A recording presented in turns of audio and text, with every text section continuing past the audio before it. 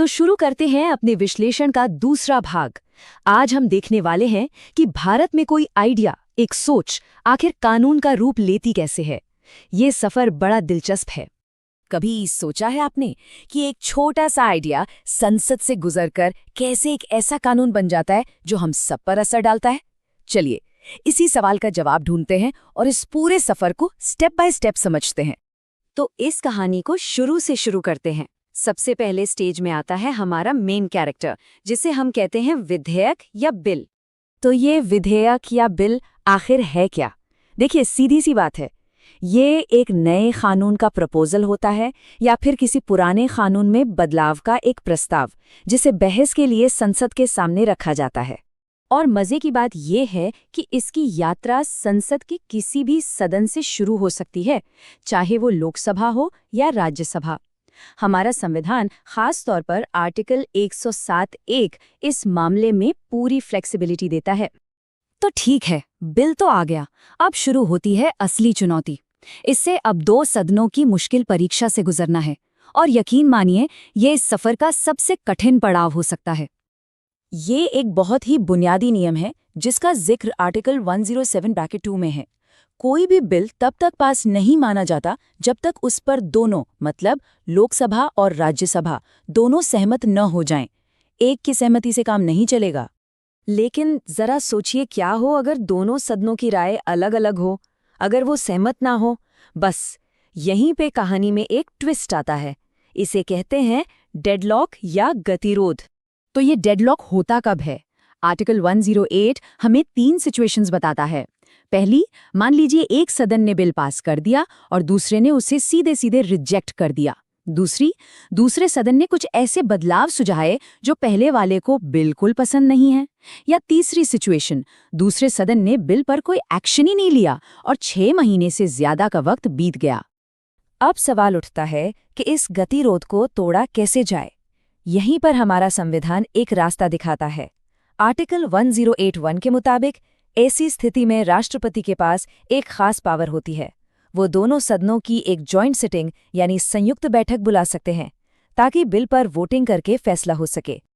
लेकिन रुकिए, कहानी में एक और मोड़ है। हर बिल इस लंबे रास्ते से नहीं गुजरता। एक खास किस्म का बिल है जिसके लिए एक स्पेशल, कह सकते हैं कि एक फास्ट ट्रैक रास्ता बना है, और ये है धन विधेयक या मनी बिल। जैसा कि नाम से ही जाहिर है, ये सिर्फ पैसों से जुड़े मामलों के लिए होता है, जैसे कोई नया टैक्स लगाना हो, सरकार को कहीं से उधार लेना हो, या भारत के खजाने यानी कंसोलिडेटेड फंड ऑफ इंडिया से कोई खर्च करना हो। आर्टिकल 110 में इसके बारे में सब बताया गया है। अब जरा इस टेबल पर नजर डालिए। ये एक नॉर्मल बिल और मनी बिल के बीच का फर्क बिल्कुल साफ कर देती है। देखिए, मनी बिल सिर्फ और सिर्फ लोकसभा में ही पेश किया जा सकता है। राज्यसभा इस पर सिर्फ अपनी सलाह दे सकती है, लेकिन इसे न तो रिजेक्ट कर सकती है और न ही इसमें कोई बदलाव कर सकती है। और ये भी जान लीजिए कि राज्यसभा के पास ज्यादा वक्त नहीं होता। आर्टिकल 1092 के हिसाब से उन्हें सिर्फ 14 दिन के अंदर अपनी सिफारिशों के साथ बिल को वापस भेजना होता है।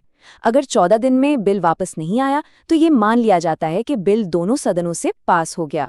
हाँ, और एक बहुत जरूरी बात, कोई बिल मनी बिल है या नहीं, इस पर आखिरी फैसला किसका होगा?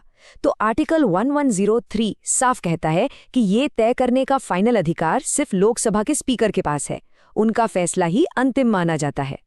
चलिए, तो मान लेते हैं कि हमारा बिल दोनों सदनों की परीक्षा पास कर चुका है। अब वो अपने सफर के बिल्कुल आखिरी पड़ाव पर पहुंचता है। ये है फाइनल बॉस लेवल, राष्ट्रपति की मंजूरी। जब बिल राष्ट्रपति के पास जाता है तो आर्टिकल 111 के तहत उनके पास 3 ऑप्शन होते हैं। पहला, वो बिल पर अपनी सहमति दे दें और बिल फौरन कानून बन जाए। दूसरा, वो अपनी सहमति रोक लें, जिसका मतलब है बिल रिजेक्ट हो गया। और तीसरा, अगर वो बिल मनी बिल नहीं है तो उसे एक बार फिर से सोचने के लिए संसद को वापस भेज सकते हैं। लेकिन यहाँ एक बहुत ही दिलचस्प पेच है। अगर राष्ट्रपति बिल को वापस भेजते हैं और संसद उसे दोबारा बिना किसी बदलाव के या कुछ बदलावों के साथ फिर से पास करके भेज देती है, तब राष्ट्रपति को उस पर साइन करना ही पड़ता है। वो मना नहीं कर सकते। इससे पता चलता है कि आखिर में चुनी हुई संसद की इच्छा ही सबसे ऊपर है। तो एक बार फटाफट से पूरी कहानी को रिवाइंड करते हैं। एक आइडिया बिल बनता है और किसी भी सदन में अपनी यात्रा शुरू करता है। फिर उसे दोनों सदनों का किला फतह करना होता है अगर कोई झगड़ा हो तो जॉइंट सिटिंग बुलाई जाती है। मनी बिल के लिए एक वीआईपी रास्ता है और आखिर में राष्ट्रपति की मोहर लगते ही वो बिल एक कानून बन जाता है।